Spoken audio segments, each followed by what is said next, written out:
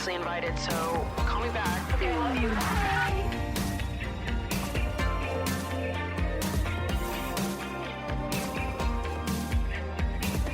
Hello, everybody, and welcome back to another episode of Emotionally Online with your host, Maddie Drosvak. I can't get over how much I love the music for this podcast. I don't think I ever said it, but I just got some guy to do it on Fiverr. It was like so random. When I did my old podcast many a year ago, I used Fiverr that time too and just gave the same like prompt to like 3 different artists, and I picked my favorite one. And the music that I had for my old podcast was like fine. I wouldn't say I love it the way that I love the music for the intro and outro of this show. And I only worked with one guy. I like just posted out a brief and he responded to my post on Fiverr being like, "Oh, I can do it." And he did it in like 3 days. And when I got the files and listened to it, I was like, holy shit. Either I wrote the world's greatest brief or this guy is inside my fucking brain, because it was perfect. So every time I'm editing the show and I listen to the music, I'm always like, damn, what a number that is. We got so lucky with that one. I'll link him in the description down below if any of you guys ever want to hire a Fiverr musician to make a little jingle for you. His name is Riley. Highly recommend. How we doing? How we feeling? I've had a great week. We're on the up and up over here. I'm feeling like so inspired. I've had such a fun little fall week. I just feel so much happier the second it gets colder outside. I was saying to my best friend the other day that like September through March, I am so happy. I am at my peak September through March. And then, you know, April and May are fine because we're just starting to creep up there. But it's like the second it starts getting warmer, I start going, oh, here we go. Because I'm miserable every summer. I'm so sad in the summer. I'm sweaty. I'm hot. I can't dress the way I want. I feel uninspired. Like every single summer without fail, I like start believing that I'm the worst version of myself. My self-esteem just plummets in the summer. I hate it. I hate it so much. I wish New York was colder. I wish that we had 3 seasons instead of 4. I know I say it all the time. I'm a broken fucking record, but seriously, abolish summer. I don't really think we need it. I don't personally need it. I actually, this past weekend, I was going on a little hot girl walk. I was going to go just sit at a cafe and read my book, have a nice little beautiful fall day for myself. And I walked past this guy that I was dating in very recent history. I was just like, what are the chances of that? Like, I get that it's, you know, I'm dating people that live in the same neighborhood as me. So it's like, okay, there's a relatively high chance of me running into someone. Like Bushwick is a small place, but like Bushwick is big enough that like, what are the chances that you end up on the same block at the same time as someone that you just stopped dating? Like I've dated several people in Bushwick. Why didn't I run into them? Like, why was it the most recent one? And yeah, that's not even the first time that's happened. It's happened with other guys that I've gone out with too. And I'm always like, and it's always right after we stop going out too. And I'm like, why? Like, I've never seen you around before. And now I'm going to see you around directly after it stops. Like, it just seems insane. Anyways, I've been sticking to watching my horror movies that I talked about last week. I missed a few days, but I caught back up. So here, I'll tell you all the movies that I've watched so far. I'm holding Mango in both of my arms right now. I'm just like I'm wrapped around her and I need to pick up my phone to read out these movies. Okay, maybe I can do it from memory so I don't have to move her. She's just so sweet and precious. Like, I love that this is how she wants to exist. She just wants to live so close to me at all times. Anytime this is how we do life together 24/7. So I sit here in this little corner of the couch. I read here. I watch TV here. She comes and sits on me and wants to be held. And it's beautiful. It's everything I ever wanted. When I was looking to adopt a cat, I was like, I want a lap cat. I want a cat that is cuddly and that will be completely and utterly obsessed with me. So the shelter that I adopted her from, when they listed her for adoption, they put her up as being like, this cat is clingy as fuck. She loves attention. She wants to sit on your lap and cuddle with you. I saw a picture of her. She had conjunctivitis, both of her eyes, when I adopted her. She like looks awful, but I was like, that's the one. This fucking clingy cat with gunk in her eyes. I love her. And look at us now, 2 years later, the best of friends. And I love her more than I love anything in the entire world. There is nothing that I love as much as I love this fucking cat. Oh my God. So anyways, we've been sitting here watching horror movies together. And, okay, let me recount what I've watched. I'm going to have to look at this. Hold on. I don't fucking remember. Sorry, honey buns.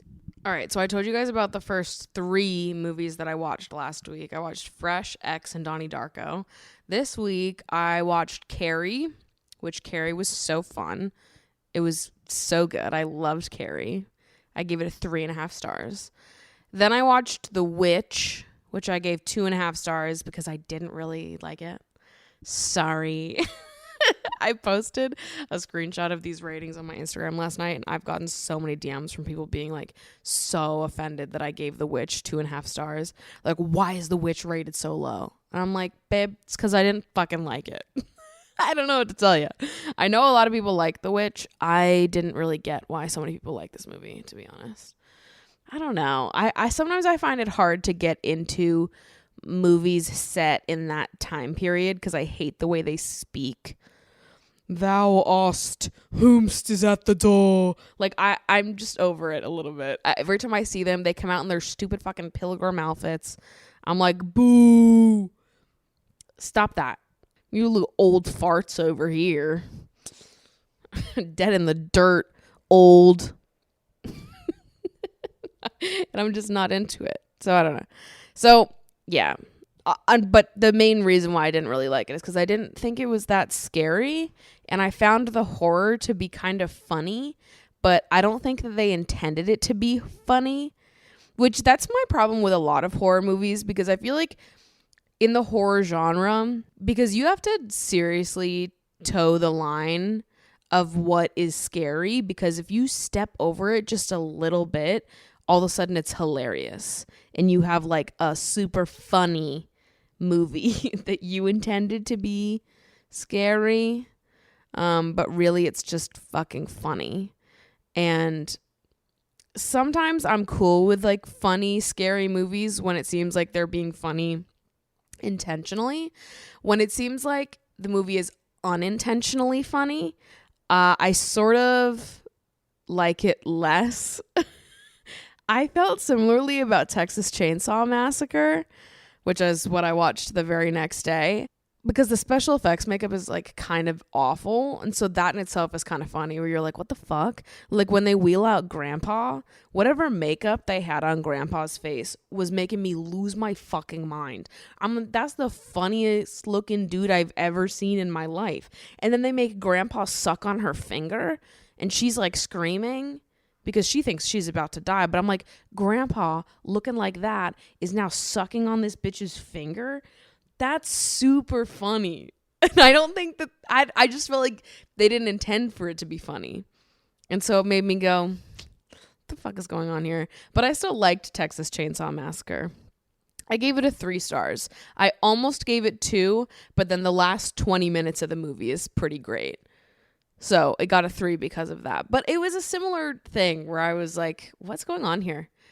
Like when Leatherface spoke for the first time, when the other guy came in the room and was like, where are the bodies? Where did you put them? And he was like, oh, they're right in here.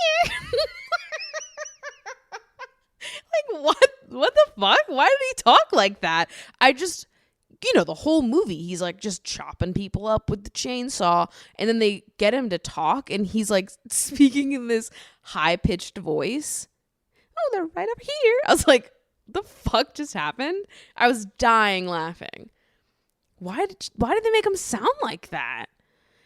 Not to mention the entire concept of like having a chainsaw murderer is kind of funny because it's the loudest fucking possible weapon ever. It's like this guy's just running around killing people with a chainsaw and everyone's like, didn't hear it. Huh? It like something about that in itself, the concept is kind of fucking funny. So anyways, then I watched Spree, which is a horror movie, but it is intentionally funny. It has Joe Keery, sorry Joe, as the main character, Kurt Kunkel, and it's about an Uber driver that's trying to like hit social media fame. So he's like, I'm gonna commit a bunch of murders live while I'm driving for Uber, and this is how I'm gonna get social media famous. And usually I feel like movies that are in the social media world, they're telling some story about social media and wanting to be an influencer, and the movie is told through like social media clips. So you like see the record button and like the chat log on Twitch or whatever. Like movies that use those elements usually are fucking bad because it just always seems like you have a bunch of old people that don't use social media creating the movie, and it's like, this isn't funny, you guys. But this one actually, I didn't get cringed out by it. I think it seemed obvious to me that there was a lot of younger minds working on this one. It was funny as fuck. There were parts that I cringed at and was like, genuinely was like icking out at. I gave it 3.5 stars. I thought it was pretty good. Pretty interesting. I was scared. I was invested. I was having a good time. And then the next movie I watched was No Exit. Did not expect to love this one as much as I did, but this is probably my favorite movie that I have watched this month so far. It's about this girl who she gets snowed in. She's trying to drive somewhere, and then there's this big blizzard, and she gets snowed in and has to stay at this visitor center with like 4 other people that got snowed in, and they were like, the roads are closed down. They have to stay here to wait for the blizzard to pass. And while they're there, these 4 people, she goes outside to like see if she can try to get phone service, and she finds a little girl kidnapped and tied up in the back of one of the vehicles. And so then she has to figure out which of the 4 people she's trapped in the visitor center with is the kidnapper. And so she can try and save the little girl. Pretty juicy story. It was giving me Clue vibes. I was like, ooh, murder mystery. And yeah, it gave me everything I needed and more. It shocked me at multiple points. There were some twists and turns in there that I did not see coming, and it was really good. It was super scary, very gross. Highly recommend that one. And then the last movie I watched this week was American Psycho, which I didn't realize that like basically every single viral TikTok audio has a fucking voiceover from American Psycho. But it was an entertaining movie. It was good. I liked it. 4 stars. My ratings for movies are, I mean, there's some rhyme or reason to them, but they're mostly based off of vibes. Like if a movie is like objectively great, it's technically great, but I don't like it, I'm not going to give it a 5 stars. Like, I'm not the type of person that's like, it's really good, and I'm like going to pretend that I'm part of the Academy rating these fucking movies. Like, I don't care if this is the most well-made movie on the planet. If I didn't have fun watching it, I'm not going to give it 5 stars. If I was checking my phone the entire movie, clearly I didn't like it that much. So my score is mostly based off of feelings and vibes. I don't care how like perfect the movie is. Some of my favorite movies are also like some of the worst movies. Right? I love Sleepover, 2004, the masterpiece. 5 stars. Nothing wrong with that movie. Not gonna rewatch it to double check, but I do love that one. But like, that's the thing. Like, I think that as people, we should all be able to rate books and movies and music, whatever the fuck we want to rate it. And we shouldn't be like questioned for why we rated that thing. That thing. Like, it's just, it's not that good to me. It didn't hit the way that I wanted it to. I'm talking about The Witch again. People were they were upset that I didn't like The Witch. But listen, you might not like Sleepover, and I'm not going to bully you for that. Except I might, actually. I take it back. I might engage in some light bullying because you don't like Sleepover, because you're just objectively wrong for that, because it's a great movie. John Tucker Must Die. Oh, another early 2000s classic. Taste recognized taste. You know what I mean? So, but I think that everyone should just be able to rate movies without having to be like, oh, well, this is really good because if I was a member of the Academy, this movie is award-winning. It's gotten many an Oscar. I don't care how many Oscars it has, okay? I checked my phone 27 times during the movie. I thought it was fucking boring. So anyways, in other news, the Try Guys. I'm just kidding.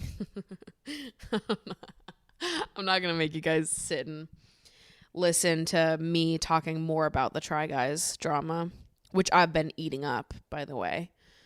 I've been in there sipping on this, just fucking consuming every piece of content I could possibly consume about it.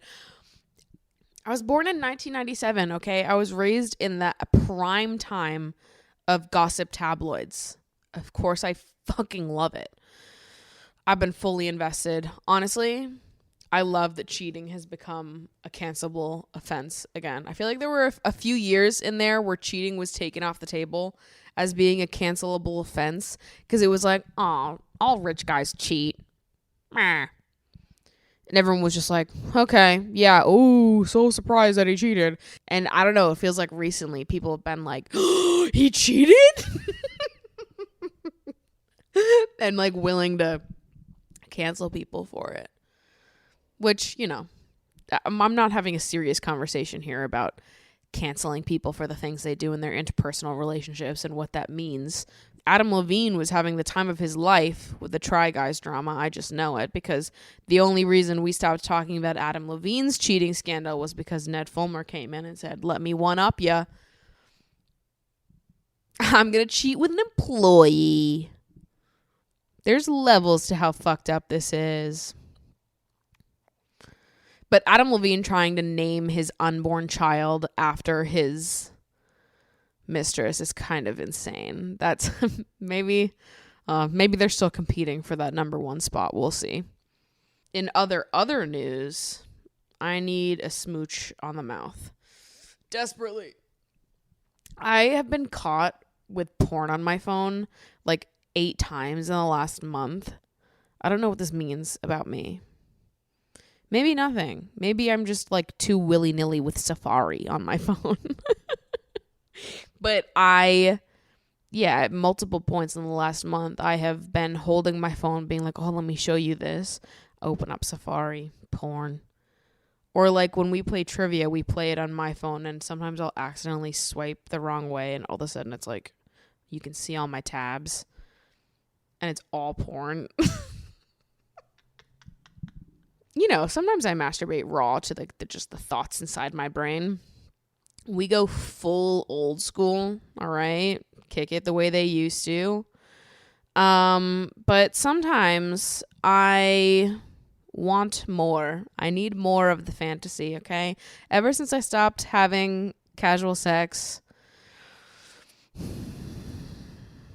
Listen, it's mentally so much better for me, and I would make this choice over and over again, not having sex with people that I'm not like pretty seriously intimate with emotionally.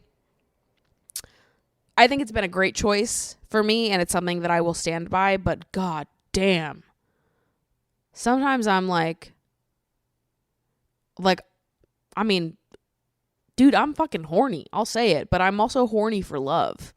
So if I had one without the other, I know I wouldn't be satisfied. Like, I could invite someone over to have sex, and maybe in those brief moments, in those brief fleeting moments where I let horny brain take over, I'd be like, fuck yeah, dude. This is great. I forgot how much I loved oral. But then afterwards, when it's done, I'd be like, oh my God, I hate this. I hate it so much because I am not a casual girl. I'm not a casual girly. Sex means a lot to me. And you know what? Good for me. Good for me for knowing that about myself. But yeah, dude, sometimes I just like want someone else to jack the jimmies, you know? And so, anyways, the reason why I said that is because I feel like I end up watching porn, I don't know, quite frequently lately. Not because I ever want to watch a porn video in full. I never watch porn in full. I don't think I've ever watched a porn video in full in my entire life. I don't watch it for the storyline.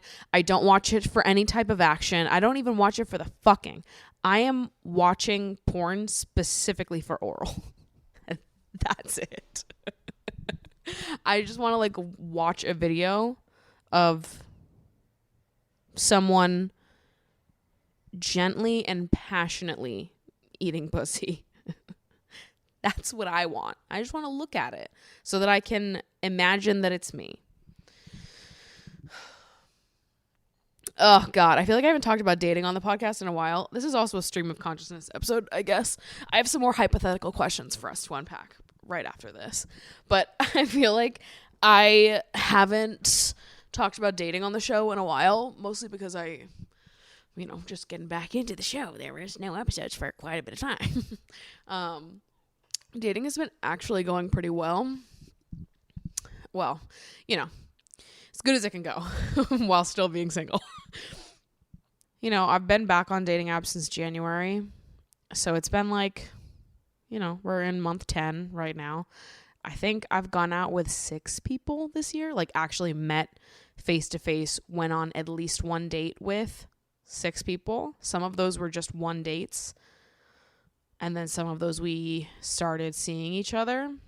I'm happy that it's been going well overall, though.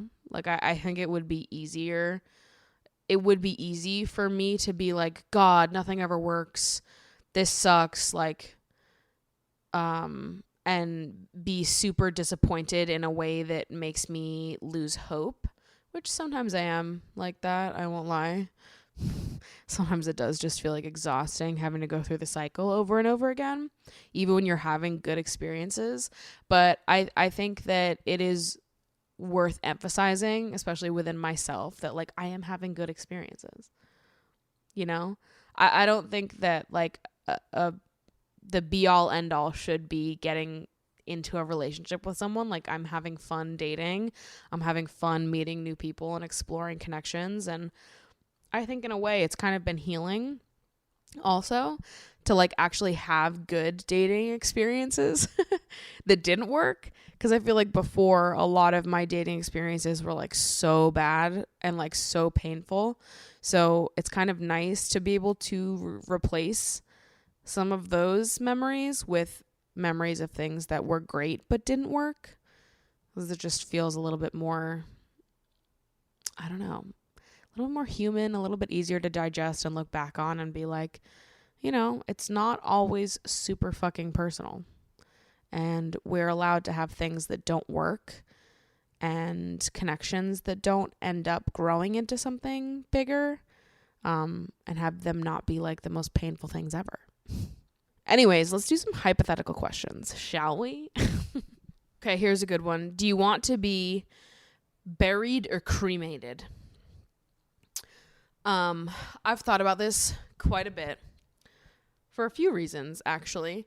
I definitely want to be cremated, I think, because number one, if I'm buried somewhere and then somebody somewhere is like, dude, fuck that girl.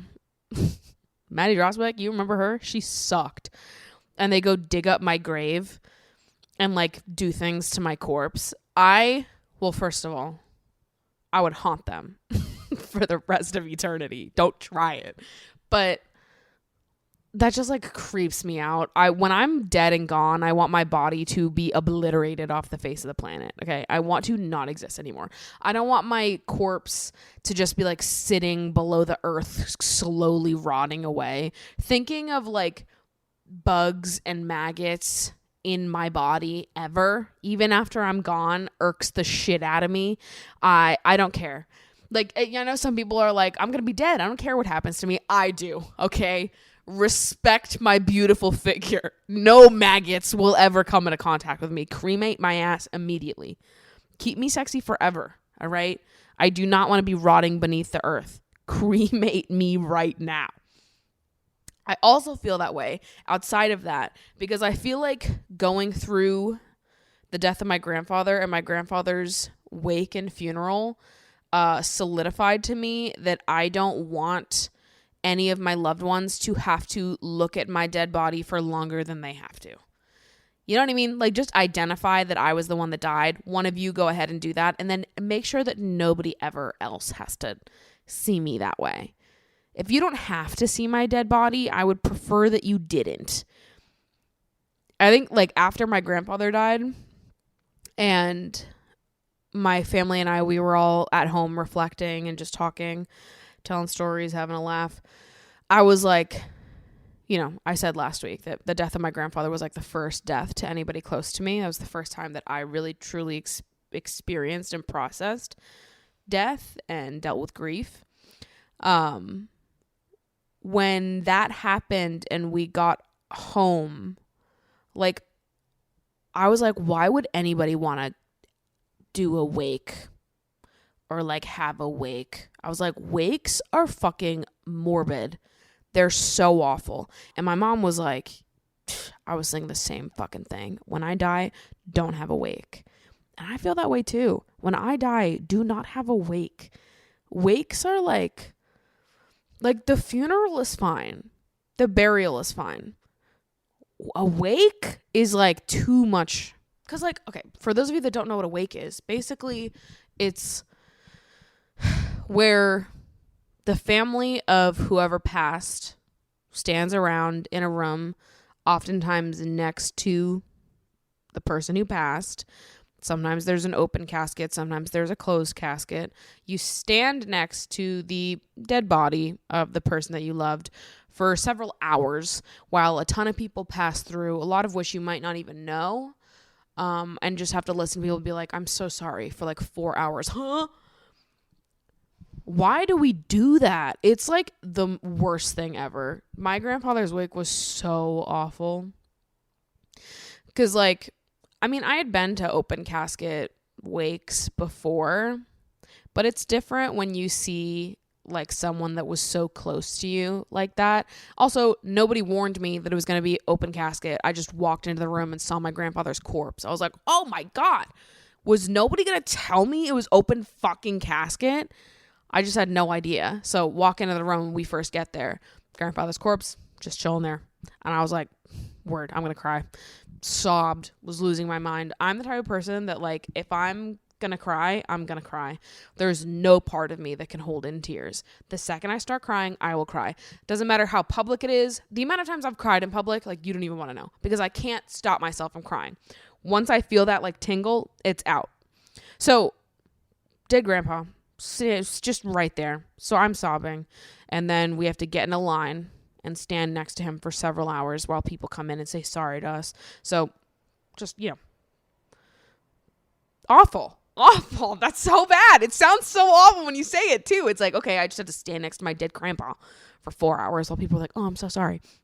And then you have some people who show up to the wake and they would walk through the line of people and then they'd get to me and my siblings and they'd be like, so sorry. By the way, who are you guys? How'd you know him? And I'm like, is that not the craziest thing to say to someone at a wake? It's not even like we have a huge group of people that were standing in the line either. Because it's like my grandfather and then my grandmother. And then they had 2 kids, my mom and my uncle. My uncle does not have kids. So it is just my mom, my uncle, and then my dad and us kids. It's not a lot of us. So it's like, you should be able to figure out that we're his grandkids, right? Without having to ask me. while we're all crying. And you would also think that, like, if you knew my grandfather at all, you would know that he had 2 kids and 4 grandkids. Like, I feel like if you're showing up to somebody's wake, don't you know, like, enough about their family tree to, like, at least get an idea? You might not know my name, but you probably know who I am, right? You can put 2 and 2 together that I'm his fucking granddaughter. I just thought it was wild. Having, like, the worst day of my life. Like, I'm just standing next to my grandfather's dead body, and I'm going to talk to all these strangers, and they come up to me and be like, who are you again?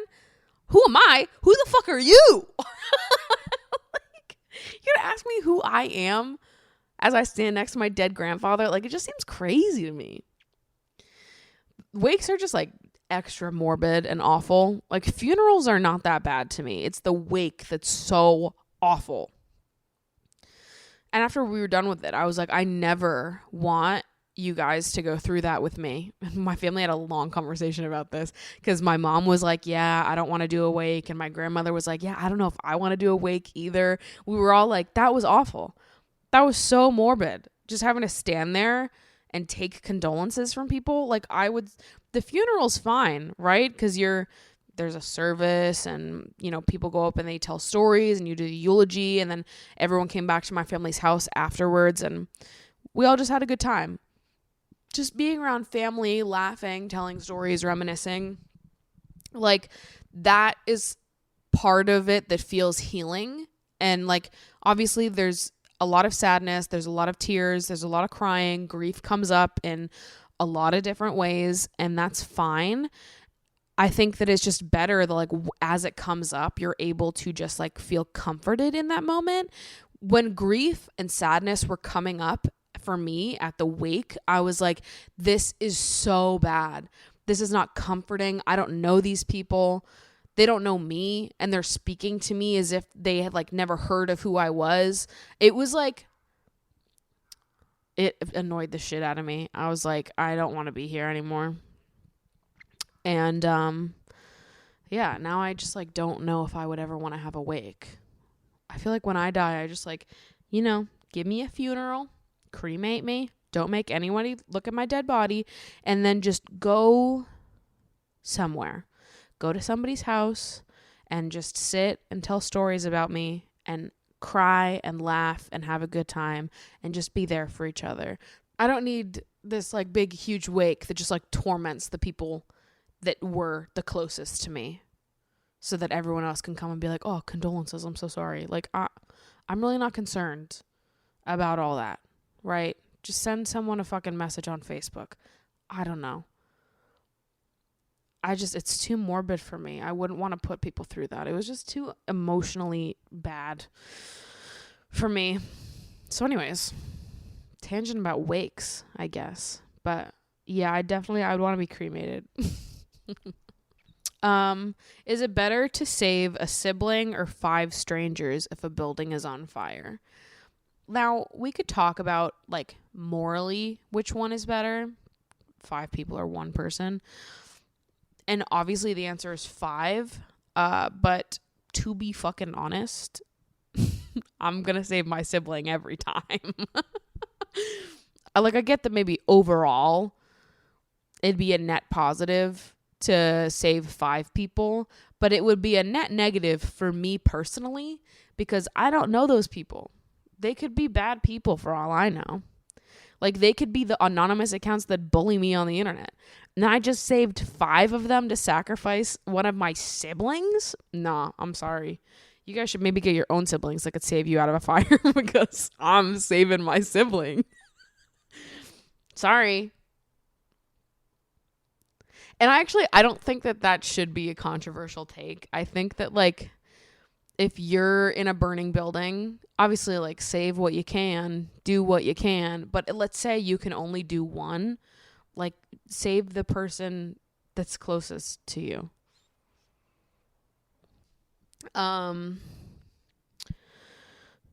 Would you be willing to have your left middle finger surgically removed if it meant you'd never get sick again?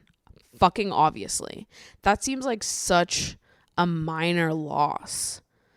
It's basically saying, like, could you have 4 fingers on one hand and then you'll never get sick again. Yeah, I can have 4 fingers on one hand. That's ridiculous. Who would say no to that? Like, who's that attached to their left middle finger? It's not even that important of a finger. Like, what is, without that, why, 2 in the pink, 1 in the stink, sorry. Why do I need that finger? I just feel like this is a no-brainer. To never get sick ever again.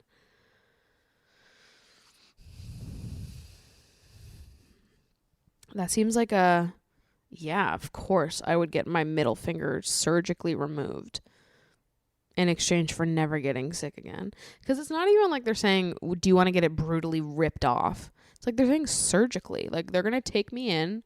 They'll probably put me under, give me some anesthesia.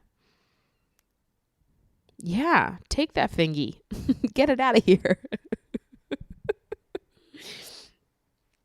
I love this next question because I'm like, who would answer this in a different way?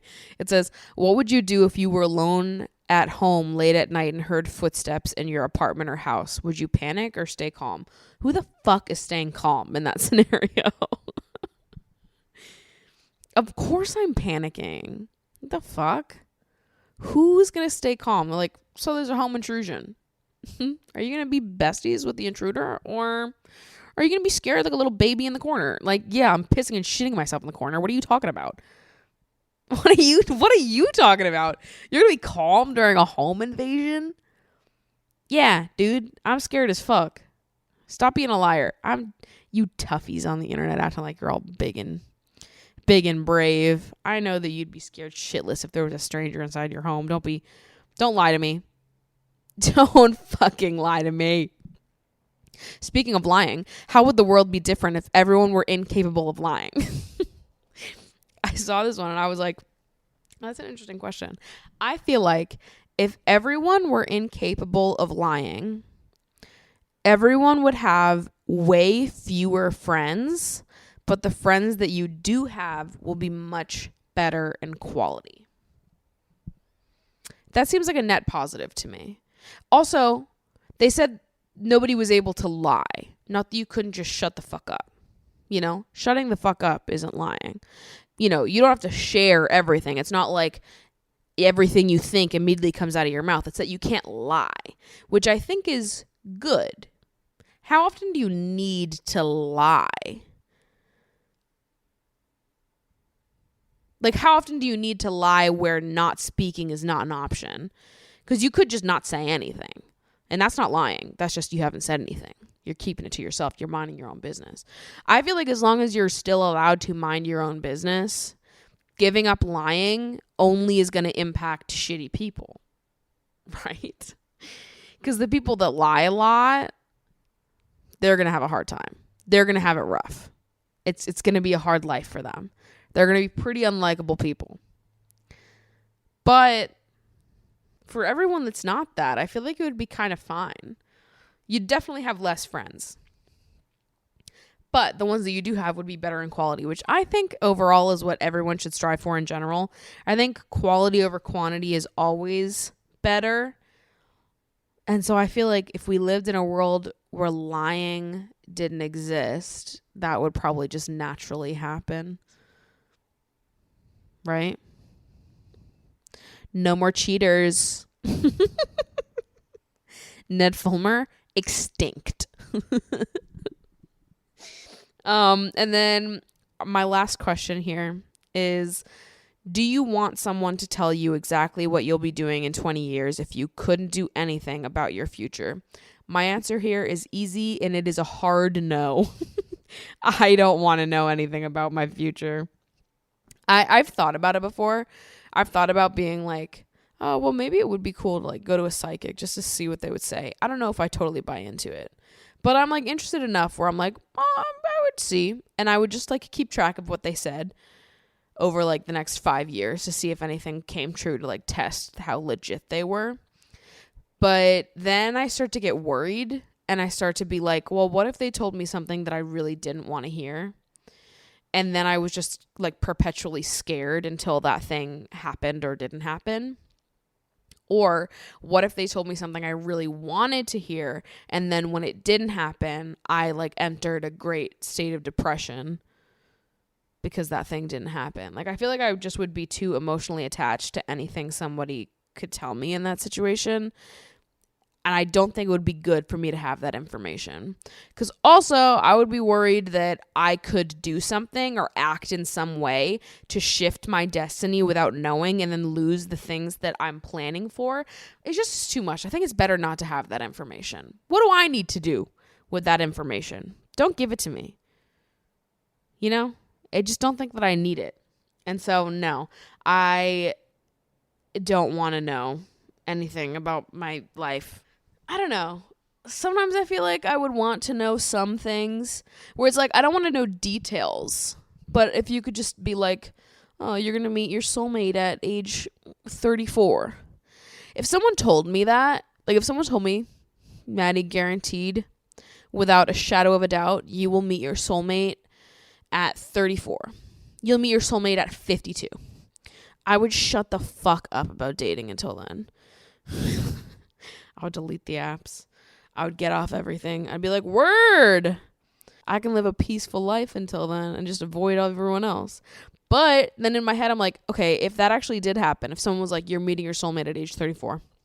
And I was like, cool. I'm just going to stop dating until then and live like my peaceful solo life away from everybody that can hurt my feelings. Like, what's even the point of dating in the meantime?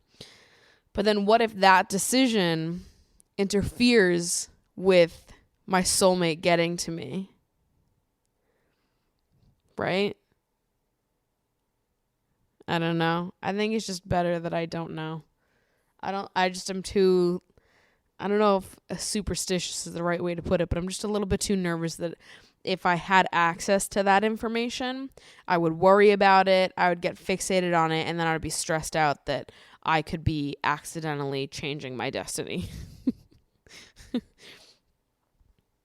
I just like to believe that like my life will happen as it happens, and I don't need to know in advance. That's simply none of my business. Okay. So that's it for this episode. Thanks for hanging with me and doing another little stream of consciousness episode. Yeah. I think I'm going to try to get one of my friends to come on the show next week, TBD. And we'll probably answer some more bits of advice. So if you want to tell me what's going on in your life, get some perspective, fresh perspective on a situation that's going on for you, there is a link to where you'll be able to submit your stories, your requests for advice in both the description of the podcast on the YouTube channel and the link that I keep in the description of the podcast Instagram, which is @emotionallyonlinepod. Be sure to follow me if you haven't already, because I'm super sexy and so much fun. And my name is Maddie Drosbeck.